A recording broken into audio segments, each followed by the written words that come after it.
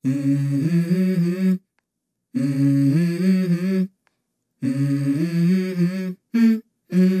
go. তো চলো এবার মন্দিরে যাব পুজো দিতে। এই যে মন্দিরের সিঁড়ি, আর এই সোজা রাস্তাটা চন্দ্রশিলায় গেছে। এই যে এখানে লেখা আছে temple. Last time you said oxygen, you said this, that. তো এইটাতে মন্দিরে উঠতে হবে। Carrying the entire thing with you. আর একটা প্রসাদ নিয়ে নিয়েছি 50 টাকার বদলে।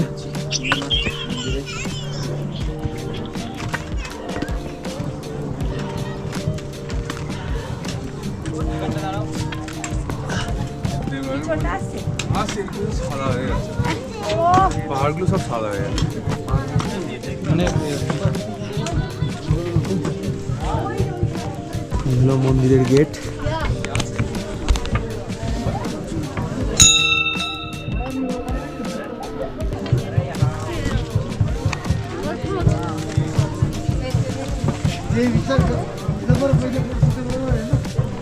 এই হলো তুঙ্গনাথ মন্দির, যেটার জন্য আমরা এত কষ্ট করলাম, অ্যাটলিস্ট পৌঁছাতে পেরেছি, দেখেই ভালো লাগছে।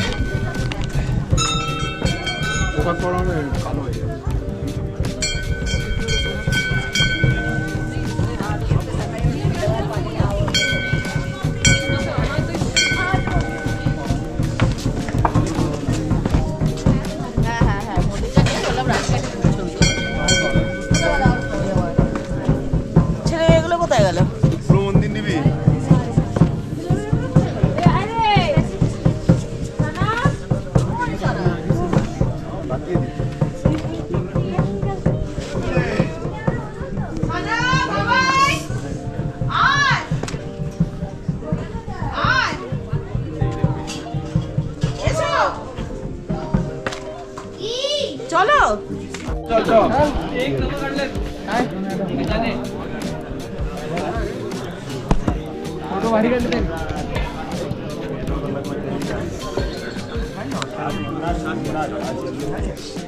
হ্যালো, পিছনে এই মন্দির।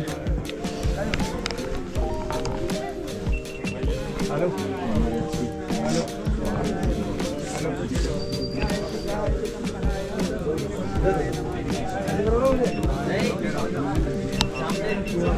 ভিতরে ভিডিও করা বারণ, যাবো না। তো পুজো কমপ্লিট, চারিদিকে পুরো মেঘে মেঘ ভর্তি হয়ে গেছে, মন্দিরও ঠিকঠাক করে দেখা যাচ্ছে না, চারিদিকে পুরো মেঘলা। আর আমরা যখন এসেছিলাম কত সুন্দর ছিল আকাশটা।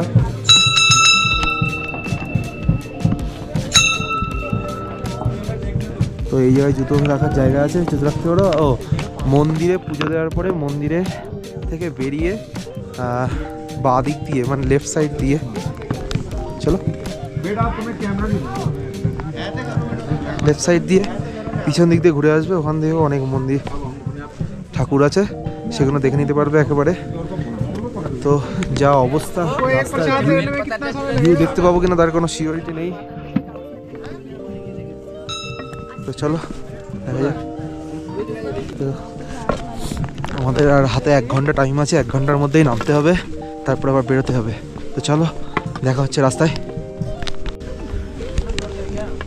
একটু বার্গেনিং করলে কম হয়ে যাবে ঘোরা, সব বলছে সস্তায় কমে করে দেবে, তো সেইভাবে তোমরা নিও কেউ যদি নাও, কিন্তু আমি রিকমেন্ডেড করবো না নেওয়াই বেটার, কারণ একটা পশুকে কষ্ট দিয়ে কখনোই তীর্থ হয় না, সম্পূর্ণ হয় না। তো ভাগ্যটা হাফ ভালো হাফ খারাপ, কারণ কেদারনাথ থেকে ফেরার টাইমও এরকম কুয়াশা ছিল, সাইট সিনগুলো দেখতে পাইনি। আজকে তুঙ্গনাথ থেকে নামছি, সেম কন্ডিশন।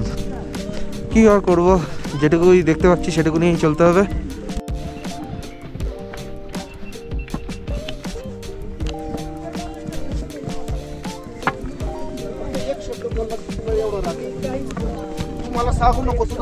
সাইডে রোদ্র হচ্ছে, আর সাইডে কড়াই করা।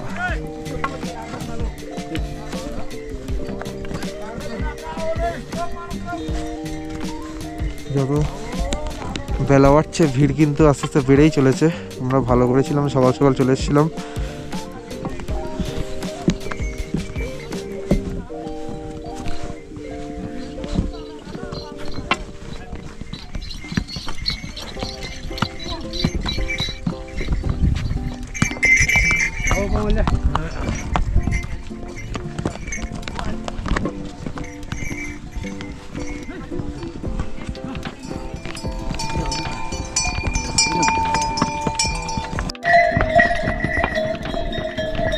এই যে ছোট একটা মন্দির,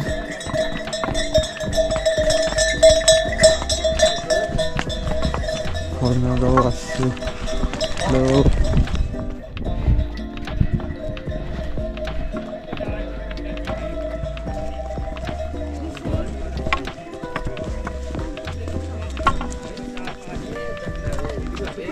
ভ্যালিটা দেখো, ভ্যালিটা। আমাদের ওখানে যখন যাত্রী ছাউনি বলে, এখানে এই যে শেড, বৃষ্টি হলে একটু ওয়েট করার জন্য। আর আশেপাশে ওয়েদারটা দেখো, এখনো মেঘলা, হালকা হালকা রোদ্দুর বেরোনোর চেষ্টা করছে, তো সেইভাবে বেরোতে পারছি না রোদ্দুর।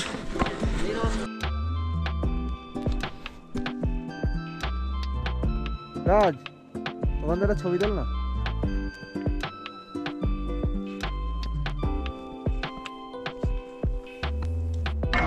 তো আমাদের যেতে হবে ওই নিচে একদম লাস্ট পর্যন্ত, যেটা দেখা যাচ্ছে ওই জায়গায়। আর যত নিচে যাবো ভ্যালিটা আরও সুন্দর দেখতে হবে। তো চলো, ভিউ দেখো পিছনে বন্ধুরা, অসাধারণ। সকালে যখন এসেছিলাম তখন তো অন্ধকার ছিল, কিছুই দেখাতে পারিনি। শুধু ভিউ দেখো, ভিউ। রাজ দেখেছি এই পুরো জার্নিতে যেগুলোই পোস্ট করেছি, ওই করার মনে মনের মতো মতো ছবি না হলে আমি পোস্ট করলাম।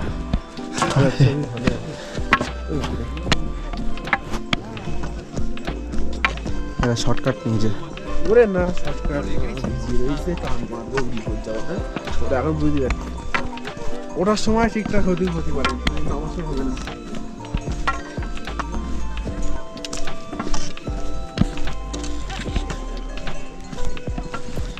যে জায়গাটায় আছি সেটাকে চোপতা বলে।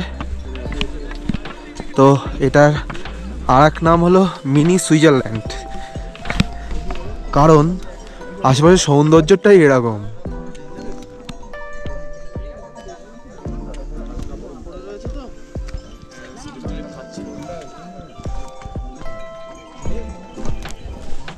তো এখন একটা জুস নিয়ে নিলাম।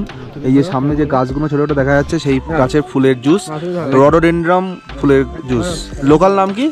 লোকাল नाम क्या? ब्रांच ब्रांच ब्रांच लोकल नाम है। और এটা কি? এটা माल्टा माल्टा एक फ्रूट जूस है, अभी 50 तो अच्छा बड़ा ভালো রোলার ভালো खा के देखते हैं।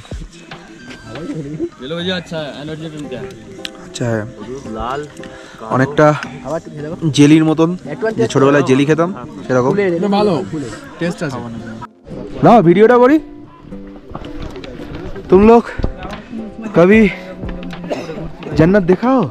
हमको पता है, तुम लोग नहीं दिखा है तो दिखा देते हैं।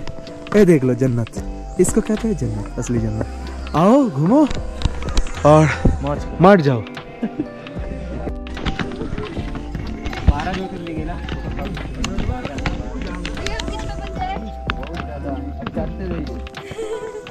सीधे चलते रहिए।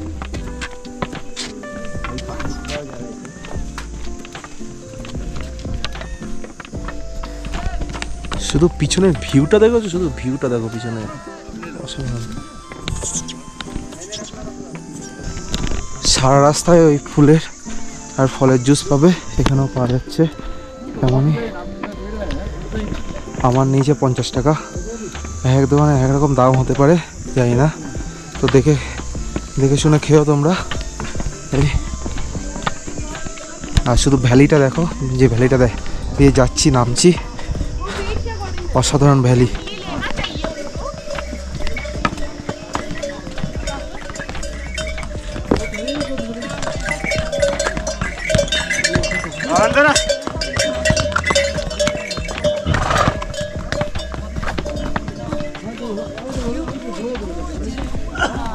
একটু আগে রোদ্দুর উঠেছিল, আবার মেঘলা মেঘলা করে করছে। হ্যাঁ, উপরটা শুধু দেখো, এই উপর দিয়েই কিন্তু আমরা ঘুরে ঘুরে নেমেছি।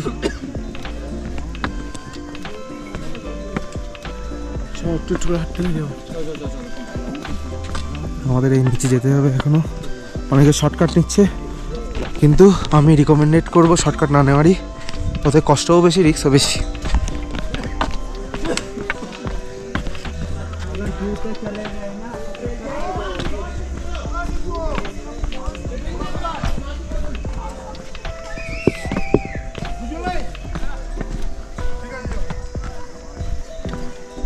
বৃষ্টি পড়লে বৃষ্টি আছে। হ্যাঁ,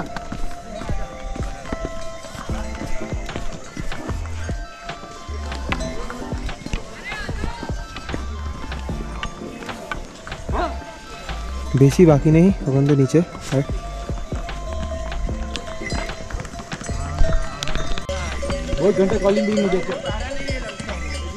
সুইদা, এই জায়গাটায় একটা ছবি তুলে দিচ্ছে, ওই জায়গাটা চলো। আর বেশি বাকি নেই এই জায়গাটায়।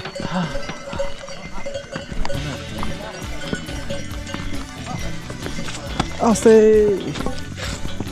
রোম রোম হয়ে যাও।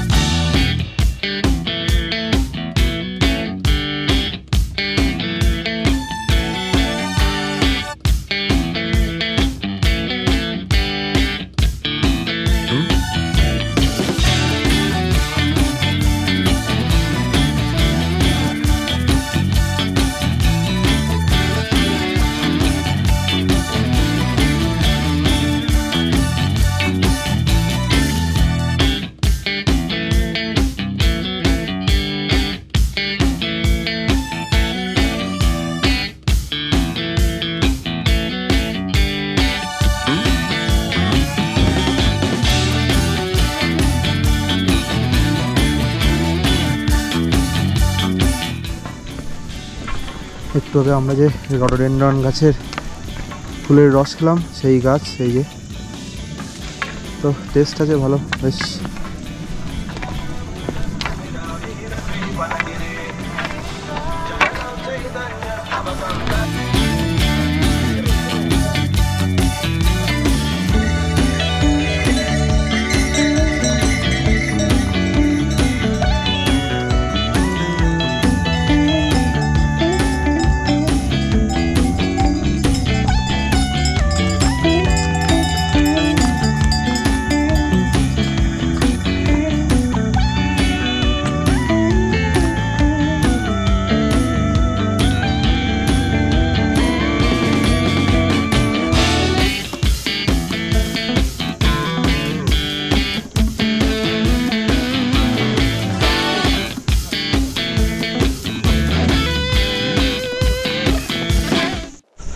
তো এখন তো তুঙ্গনাথ থেকে নামছি। তো নামতে নামতে একটা ছোট্ট গল্প শোনাই, যেটা শিবাজি এক্সপ্লোরার থেকে শুনেছিলাম। তো কীভাবে এই কেদারধামের সৃষ্টি। তো মহাভারতের হওয়ার পর পাণ্ডবেরা প্রচুর হত্যা করেছিল, সেই জন্য তাদের একটা অভিশাপ লেগেছিল যে তারা কখনো স্বর্গে যেতে পারবে না। তো সেই অভিশাপ কাটানোর জন্য তারা শিবের কাছে যেতে চেয়েছিল, মহাদেবের কাছে। তো সেই খবর নারদ জানতে পারে, জেনে মহাদেবকে বলে যে এত মানুষকে হত্যার পরেও আপনি তাদেরকে স্বর্গে জায়গা দেবেন। তখন মহাদেব বলে, না সেটা তো ঠিক, এটা তো উচিত না। বলছে আপনার কাছে আসলেই তো আপনি তাদের সবাইকে মাফ করে দেন। বলছে সবাই আমাকে, কোনো ভক্ত যদি স্মরণ করে তাকে তো মাফ করতেই হবে। তো সেই জন্য মহাদেব তখন ঠিক করে যে কোথাও লুকিয়ে থাকতে হবে। তখন নারদমণি বলে যে আপনি কৈলাসে লুকিয়ে থাকলে ওরা কিন্তু বুঝতে পারবে, কারণ ওরা প্রথমেই যাবে কৈলাসে, কারণ সকলেই জানে আপনি কৈলাসে থাকেন। তো তারপর মহাদেব ঠিক করলো সেটাও ঠিক। তো মহাদেব এসে কাশীতে লুকিয়েছিল। এবার তারপরে পাণ্ডবেরা যখন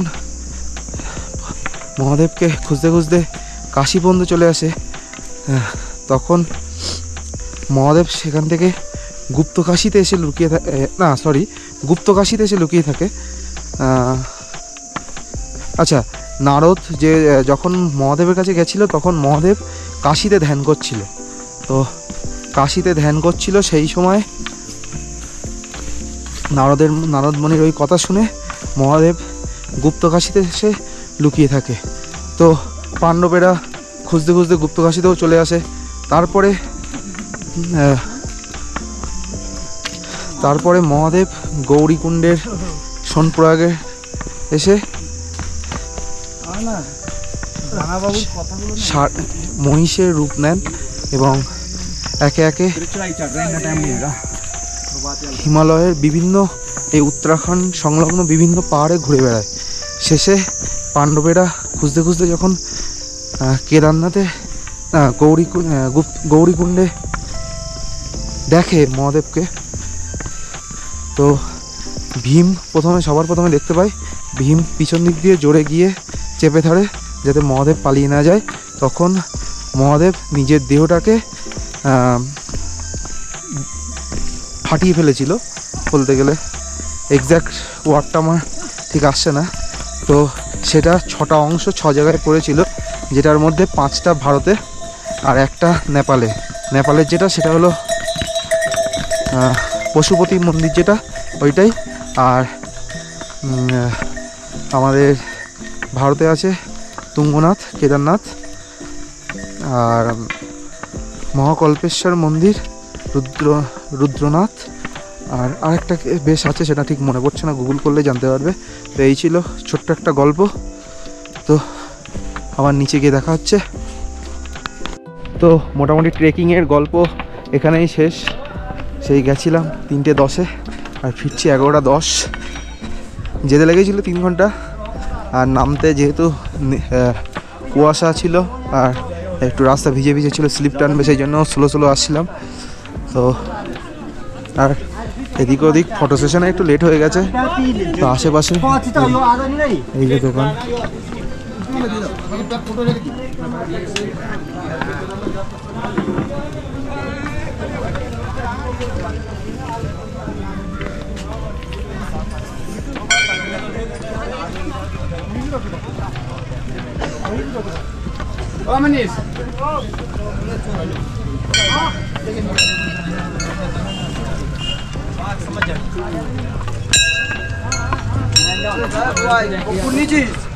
पहाड़ के बेटो जल्दी आ जाओ भाई, जल्दी आ जाओ।